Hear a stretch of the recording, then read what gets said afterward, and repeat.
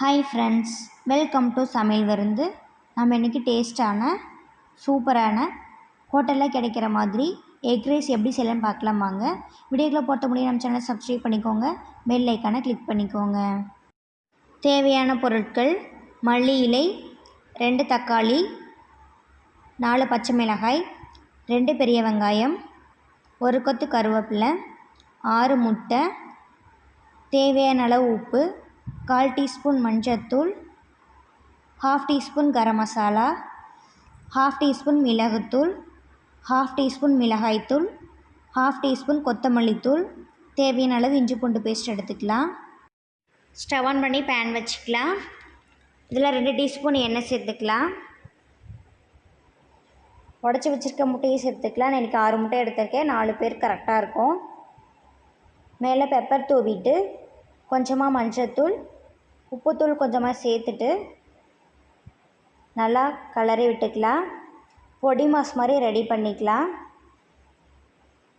நல்லா மிக்ஸ் பண்ணிகிட்டே இருந்தோம்னா நமக்கு பொடி மாஸ் ரெடி ஆயிரும். பாருங்க, பொடி மாஸ் ரெடி ஆயிடுச்சு. நல்லா ப்ரௌன் கலர் நல்லா லைட்டாக வந்திருக்கு. இதை எடுத்து வச்சிடலாம். ஸ்டவ் ஆன் பண்ணி கடாயை வச்சுட்டு 3 டீஸ்பூன் எண்ணெய் சேர்த்துக்கலாம். கடுகு, கடலைப்பருப்பு சேர்த்து பொரிய விட்டுக்கலாம். நல்லா பொரிஞ்சதுக்கப்புறம் 2 பெரிய வெங்காயம் கட் பண்ணி சேர்த்துக்கலாம்.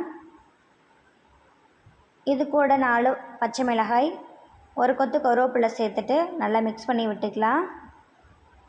வெங்காயம் நல்லா வதங்கி வரட்டும், அது வரைக்கும் வதக்கிக்கலாம். நல்லா வதங்கினதுக்கப்புறம் 1 டீஸ்பூன் இஞ்சி பூண்டு பேஸ்ட் சேர்த்துக்கலாம். இஞ்சி பூண்டு வாசம் போகிற வரைக்கும் வதக்கிக்கலாம். பாருங்கள், எண்ணெயில் பிரிஞ்சு நல்லா வதங்கிடுச்சு.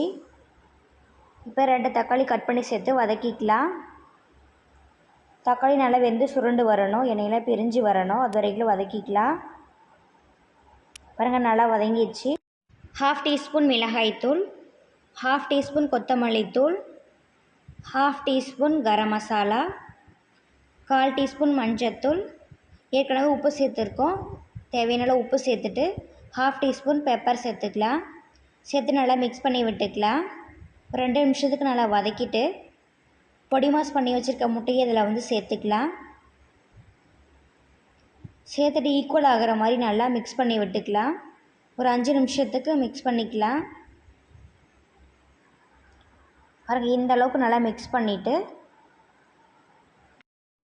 சூடான சாதம் எடுத்துக்கலாம். நான் 4 பேர் சாப்பிட்ற மாதிரி எடுத்திருக்கேன். 4 பேர்த்துக்கு கரெக்டாக இருக்கும். இந்த மாதிரி ஒரு டைம் எக் ரைஸ் செஞ்சு பாருங்கள், கண்டிப்பாக உங்களுக்கு பிடிக்கும். ட்ரை பண்ணிவிட்டு எப்படி வந்துச்சுன்னு கமெண்ட்ஸில் சொல்லுங்கள்.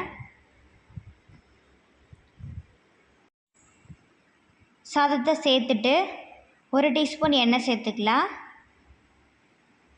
சேர்த்து நல்லா மிக்ஸ் பண்ணி விட்டுக்கலாம். நல்லா ஈக்குவல் ஆகிற மாதிரி நல்லா மிக்ஸ் பண்ணிக்கலாம். எக் ரைஸ்னாவே எல்லாருக்கும் பிடிக்கும், யாருக்கெல்லாம் பிடிக்கும்னு சொல்லுங்கள். நல்லா மிக்ஸ் பண்ணி விட்டுட்டு மேலே மல்லி இலை தூவிக்கலாம். தூவிட்டு நல்லா கிளறி எடுத்தோம்னா நமக்கு எக் ரைஸ் ரெடி ஆயிரும். கண்டிப்பாக எல்லோரும் ட்ரை பண்ணி பாருங்கள்.